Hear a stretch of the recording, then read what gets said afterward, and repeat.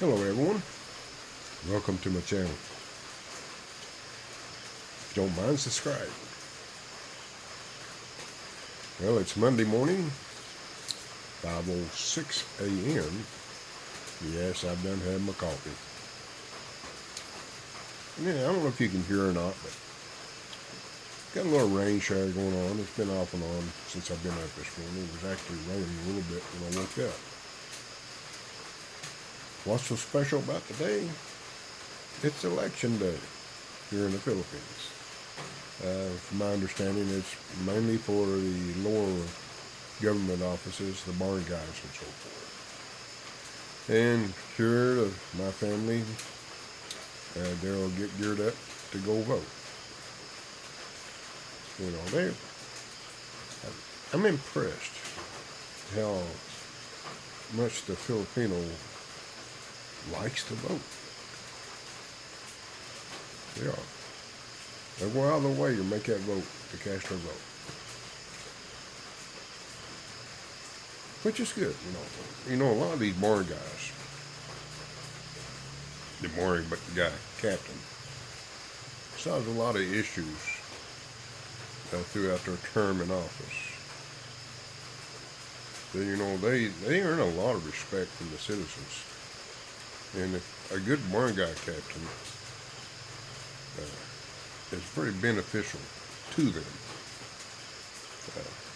Just like with our barangay captain, now we live in a very small barangay, so it's limited on funds.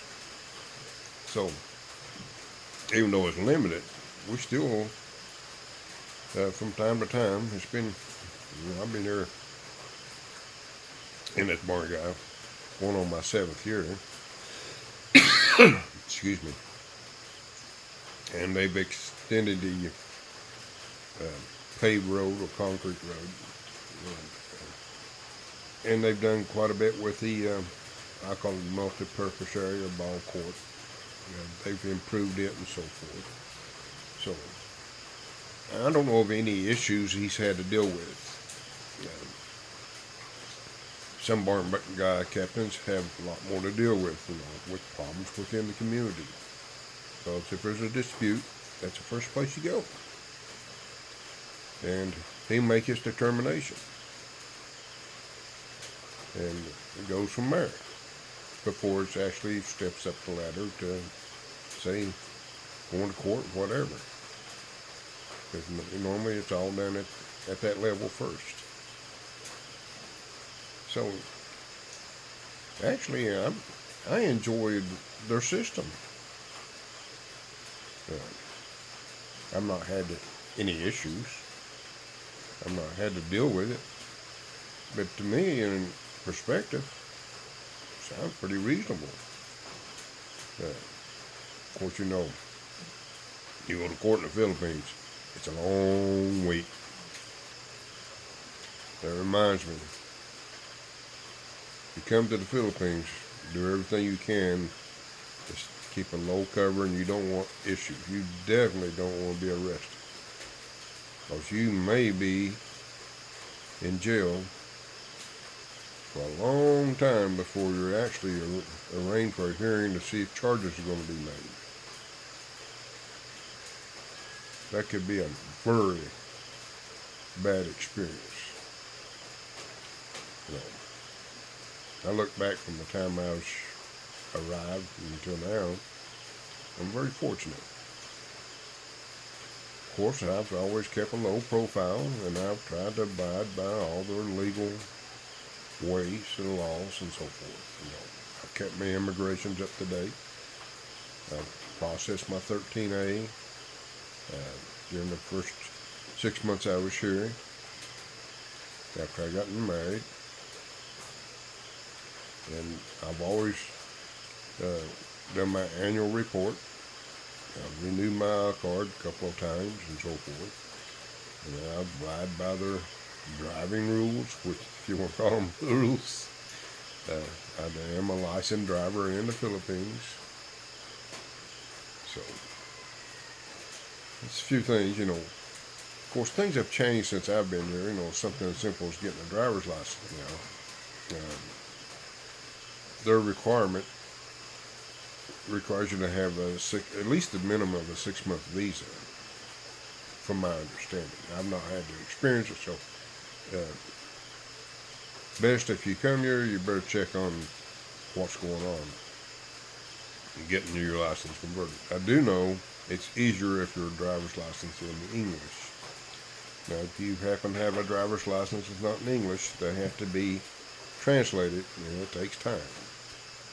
And from my understanding, that's done in Manila.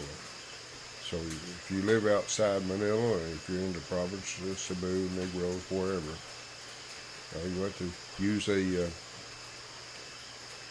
I guess, someone in LTO to send your driver's license after translation. I don't think it's an expensive experience. Again, I don't know. But that's some of the things that have changed, the rules for driver's license.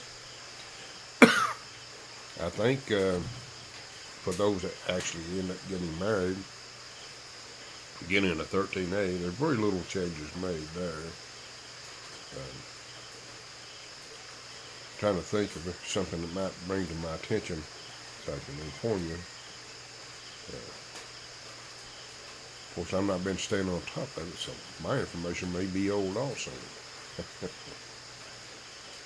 I just know I have to take care of mine.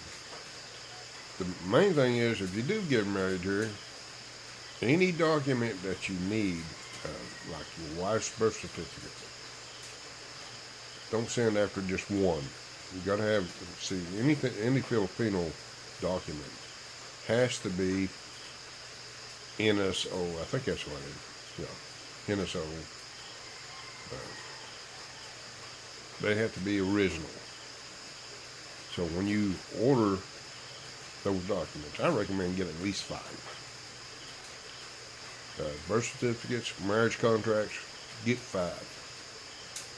Because they don't accept photocopies. Now, they will accept a photocopy of your documents.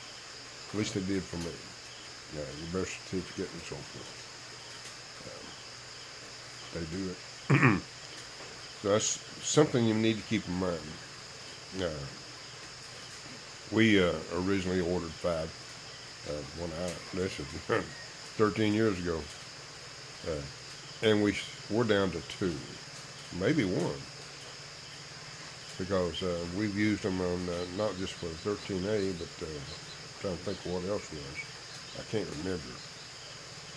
Apologize for that. Oh yeah, the second time around, after you get off your probation period, so the first year on your 13A is probation, then you got to go through the exact same process. But that's what it is.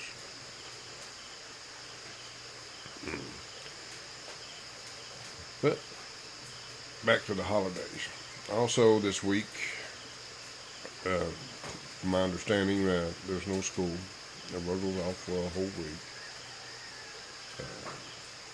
which is, I guess they deserve a break. Because school here, I don't know, they push them pretty hard to students. I know they do working. Now the biggest issue is you're living in the Visayas. The national language is Tagalog. And that's a requirement in class. Now Virgil's a little slow on the Tagalog. And I can understand why. If you're not around people that speak it, it makes it difficult. Here in the Visayas, it's all Visaya. He's fluent in Visaya and English, but he's struggling with Tagalog. And I can understand why. Now, Grace and I are considering maybe getting him a tutor or something in that category to help him excel in that.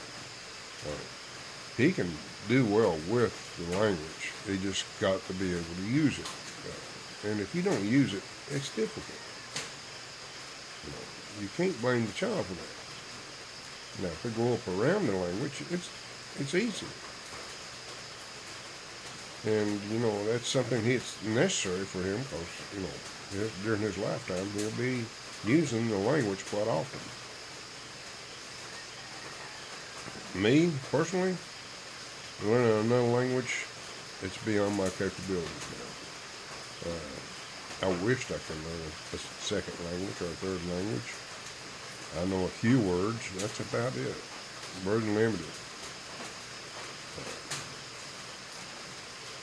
I've always struggled with learning a different language. And I think a lot got to do with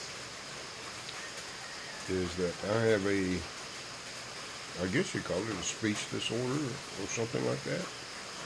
You notice I'm very slang. Got that hillbilly slang. But anyway, folks,